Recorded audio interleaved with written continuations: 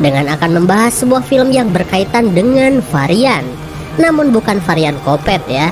Ngomong-ngomong soal varian, film ini berkisah tentang virus yang terkurung di bawah es Antartika berjudul COVID-21 Lethal Virus 2021. Berawal dari mencairnya es di Antartika, virus prasejarah ini menyebar di seluruh penjuru dunia.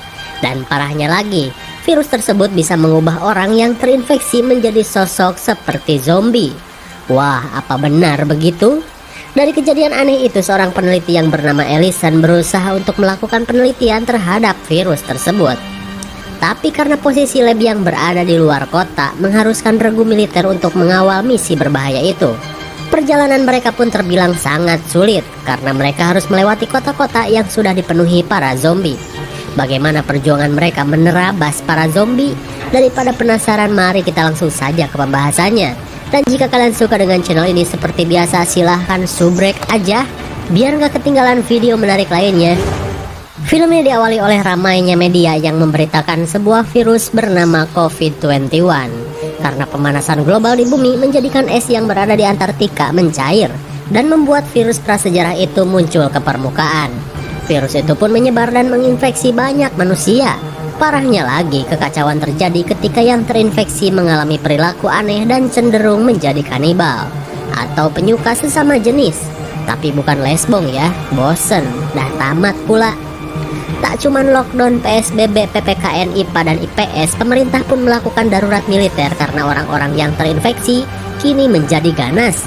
Keadaan yang belum lama ini terjadi membuat pemerintah hampir menyerah karena mereka belum menemukan vaksin atau obat yang bisa menyembuhkan virus ini.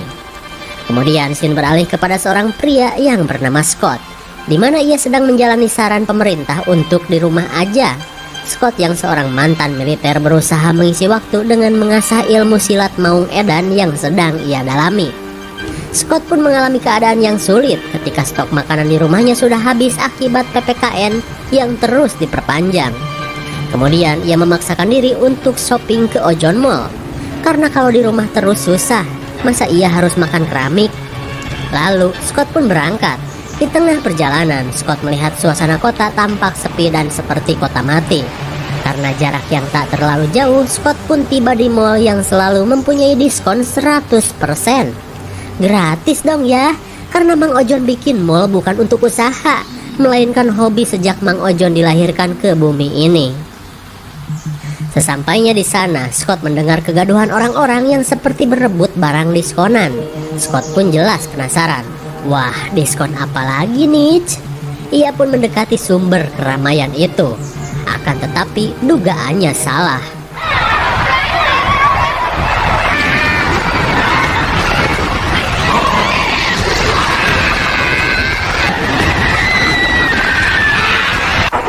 Melihat semua orang menjadi brutal, Scott lari ngabret ke arah parkiran.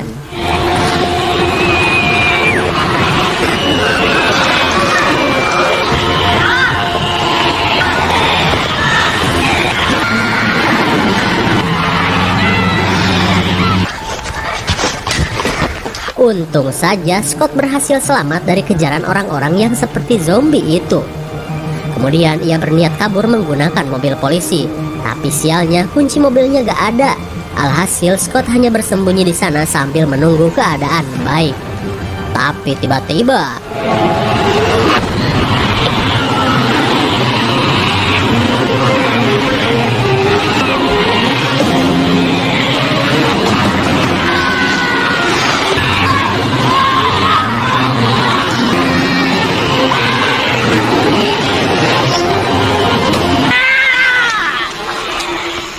hampir saja Scott dimukbang para zombie. Setelah berhasil selamat, Scott pun pergi meninggalkan kota. Kemudian scene beralih kepada seorang kapten militer yang bernama Chanum. Terlihat ia sedang dihubungi seorang kang jenderal untuk melakukan sebuah misi, di mana ia harus mengantar beberapa ilmuwan untuk pergi ke sebuah lab yang berada di luar kota. Singkat cerita, Chanum dan anggotanya OTW dengan membawa para ilmuwan. Karena kota sudah dipenuhi para zombie, mereka pun memilih jalur hutan. Di tengah perjalanan, terlihat sebuah mobil yang mengalami kecelakaan. Dan tak jauh dari mobil tersebut, mereka melihat seorang bocah yang berdiri di tengah jalan. Dirasa bocah itu butuh pertolongan, Chanum memerintahkan anggotanya untuk mengeceknya.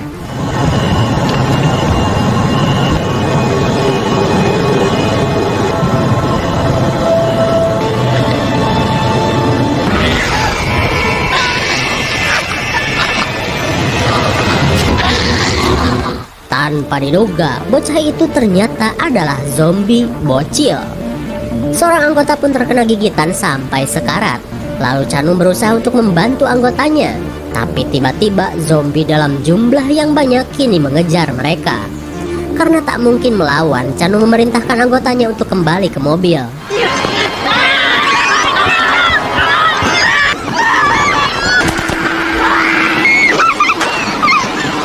Untung saja Chanum berhasil menyelamatkan seorang ilmuwan yang bernama Ellison.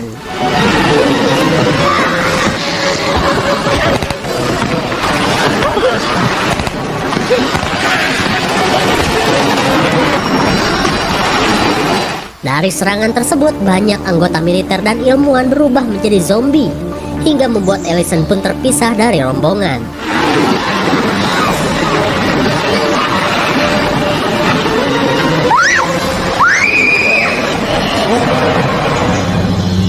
Dari sekian banyaknya militer, kini cuma menyisakan Chanum dan satu anggotanya yang berhasil selamat.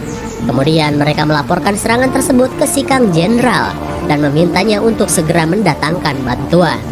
Akan tetapi, Kang Jenderal mengatakan bahwa keadaan di markas pun sama kritisnya dan meminta Chanum untuk tidak meminta bantuan kepadanya. Lalu Kang Jenderal berpesan agar Chanum menyelesaikan misinya, karena cuman Ellison lah harapan pemerintah untuk menangani wabah virus aneh ini. Mendengar perintah tersebut, Chanum bergegas mencari Ellison yang entah berada di mana. Di keesokan harinya, Ellison yang ternyata baru bangun polor berhasil selamat dari kejaran zombie setelah bersembunyi di balik ruyuk. Lalu ia berusaha untuk memanggil bantuan. Akan tetapi, HP Xiaomi kreditan dan keluaran terbarunya malah rusak. Ia pun bersedih. Kemudian Ellison berjalan menyusuri hutan sendirian, berharap ia bertemu seseorang untuk menolongnya. Tapi tiba-tiba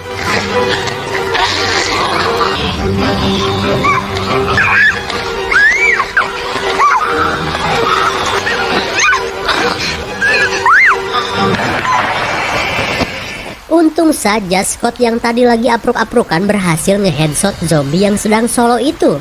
Dan ketika mendengar zombie lain akan datang, Scott mengajak Ellison untuk segera kabur seedan-edannya. Setelah beberapa saat, Chanum dan anggotanya menemukan zombie yang menyerang Ellison. Terlihat mereka pun kaget saat menemukan pakaian Ellison sudah berlumuran darah. Lalu, Chanum menemukan sebuah selongsong pelor dari TKP. Ia pun yakin seseorang pasti sedang bersama Ellison. Kemudian mereka pun melanjutkan pencariannya. Di sisi lain, Ellison mengatakan bahwa ia harus secepatnya ke kota Baxton dan menceritakan tentang misi yang akan ia lakukan di sana. Lalu ia meminta Scott untuk menunjukkan jalan ke kota tersebut. Akan tetapi Scott melarangnya untuk pergi ke sana karena bukan cuma jauh, kebanyakan kota di sekitaran Baxton sudah dipenuhi para zombie. Jadi niat Ellison sama saja dengan bunuh diri. Akan tetapi Ellison tetap kekeh untuk pergi ke sana karena ia pikir virus ini ada kemungkinan bisa dimusnahkan. Mendengar hal itu, Scott bersedia untuk mengantarkannya. Kemudian Scott mengingatkan Ellison untuk sebisa mungkin tidak berisik selama perjalanan karena para zombie sangat peka dengan suara. Tak lama kemudian mereka pun OTW. Setelah beberapa jam berlalu, mereka menemukan tambang yang sudah terbengkalai. Terlihat Ellison pun berharap bisa menemukan telepon atau barang berguna di sana. Sesampainya di sana, mereka tidak menemukan apapun selain bangunan yang kosong. Kemudian Scott mengajak Ellison untuk melanjutkan perjalanan. Tapi karena kondisi Ellison yang sudah lelah, Scott berniat untuk bermalam di sana. Singkat waktu, malam pun tiba. Di tengah lelapnya Ellison tidur, ia kedatangan tamu.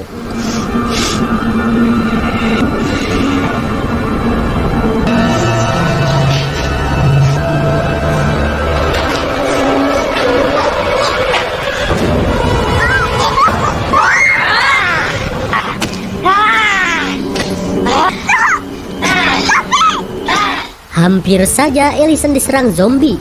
Terlihat Scott pun kesal kepada Ellison karena Ellison yang mengigau sudah memancing para zombie. Lalu tiba-tiba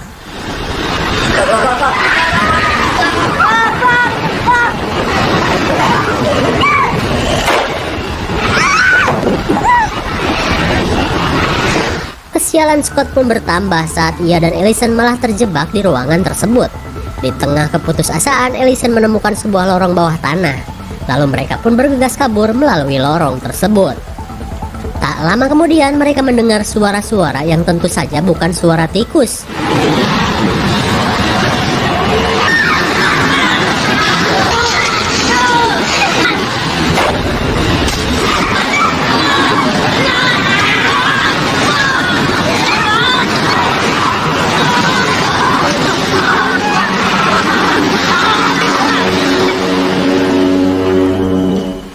Akhirnya, mereka berhasil keluar dari tambang tua dengan selamat. Ketika sedang beristirahat di dalam hutan, mereka mendengar suara baku tembak. Meskipun ini bukan pertanda baik, mereka berusaha memeriksanya, karena menurut Ellison mungkin saja itu tim penyelamat. Di sisi lain, Canum dan anggotanya pun mendengar suara tembakan itu. Lalu mereka segera bergerak untuk mendekati sumber suara. Saat malam kembali datang, kita ke Ellison dan Scott. Rupanya, suara tembakan tadi berasal dari para pemburu yang berhasil melumpuhkan beberapa zombie. Kemudian, Ellison berniat untuk meminjam HP dari para pemburu itu.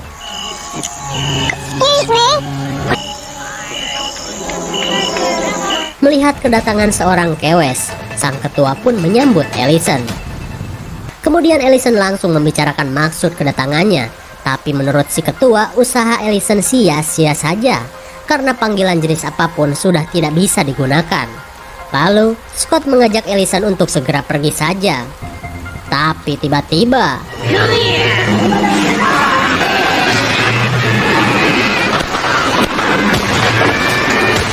untung saja Scott dan Ellison berhasil kabur. Saat kelompok si ketua diacak-acak zombie, Canum dan anggotanya mendengar keributan tersebut. Mereka pun bersiaga karena para zombie ini terdengar semakin dekat.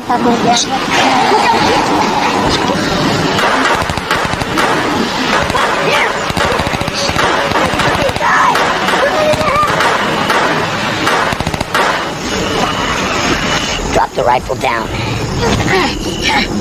Setelah membabat habis komplotan zombie, Canum menangkap si ketua dan menanyakan keberadaan Ellison.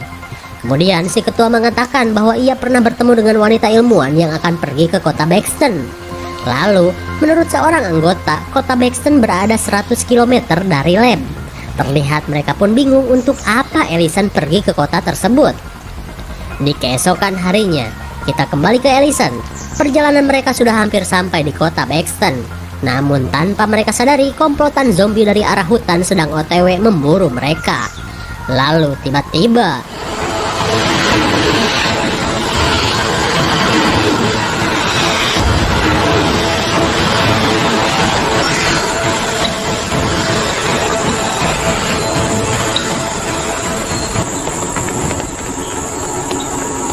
untung saja mereka berhasil selamat dari kejaran para zombie.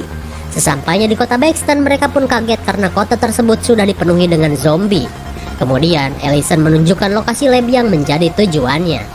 Terlihat Scott pun heran dengan bangunan lab yang lebih mirip rumah itu. Lalu Scott bergegas membawa Ellison ke lab tersebut dengan melewati begitu banyaknya zombie. Singkat cerita, Ellison tiba di tujuannya. Ketika berada di tempat tersebut, Ellison mencari seseorang yang bernama Sarah. Entah siapa itu. Tak lama kemudian mereka dikagetkan oleh suara yang berasal dari lantai 2. Ternyata Sarah sudah menjadi zombie. Lalu tiba-tiba Ellison mendengar suara anaknya dari sebuah kamar. Ia pun bergegas untuk mencarinya. Sementara itu, Scott semakin bingung dengan apa yang terjadi. Ini lab apa penitipan anak? Kecurigaan Scott pun terjawab saat Ellison bertemu anaknya yang selamat dari virus zombie. Dasar sempak, gua di prank ibu-ibu. Terlihat Scott pun kesal karena selama ini ia sudah dibohongi Ellison yang katanya akan pergi ke lab. Lalu si mak tukang prank ini berusaha menjelaskan bahwa semua ini ia lakukan hanya untuk menyelamatkan anak kesayangannya. Ketika Ketika Scott semakin emosi, si bocah berkata, "Nanti kamu bisa bobo sama mamahku." Mendengar perkataan si bocah tersebut, hati Scott pun luluh. Tapi tiba-tiba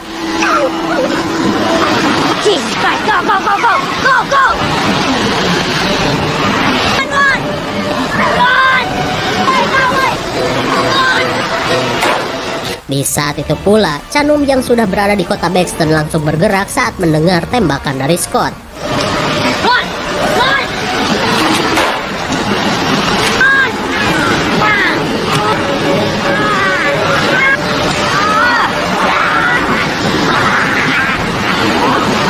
Kasihan sekali, prank emak-emak mengantarkannya pada kematian.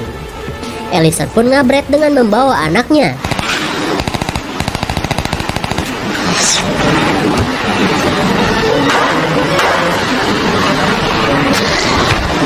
Kemudian Canum menyuruh Ellison untuk segera masuk ke mobil, sementara ia akan menolong anggotanya yang sedang digulung zombie. Akan tetapi Canum sudah terlambat.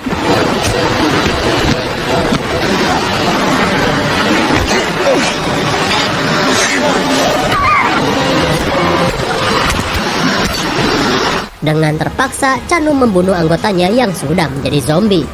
Kemudian, Canum berhasil kabur dengan membawa Ellison beserta anaknya. Di tengah perjalanan, terlihat Ellison merasa lega karena ia berhasil menyelamatkan anaknya. Yang Scott modar mah bodoh amat. Begitupun Canum yang berhasil menyelamatkan Ellison, di mana ia akan membawanya ke lab yang menjadi misi utamanya. Lalu, film pun tiba-tiba berakhir. Bagaimana? Masih penasaran kan? Boro-boro kalian, gua juga bingung karena memang film ini adalah film dengan rate C alias semi indie movie. Beruntunglah kalian karena gak harus wasting time selama 1,5 jam untuk menonton film ini. Biar gua aja yang kena prank. Namun dari seni sinematografi bilang cukup bagus. Akan tetapi cerita ini malah berakhir konyol dengan kebohongan si mamih yang ternyata cuman pengen nyelamatin anaknya saja. Dan akibat prank emak-emak, si Scott harus modar. Tuh kan, jangan kalian anggap remeh prank emak-emak, nyawa taruhannya. By the way, gak sekedar penasaran saja seperti apa sih film ini? Soalnya kalian juga banyak yang request. Dan ternyata sama seperti virus di film ini, gak jelas. Dan di akhir cerita, Canum sang militer yang tersisa kembali melanjutkan misinya. Tapi kita belum tahu juga nih apa perjalanan mereka lancar atau malah digulung zombie lagi. IMDb untuk film ini juga nggak berani nunjukin. Pengen nangis rasanya. Cek Google aja ya.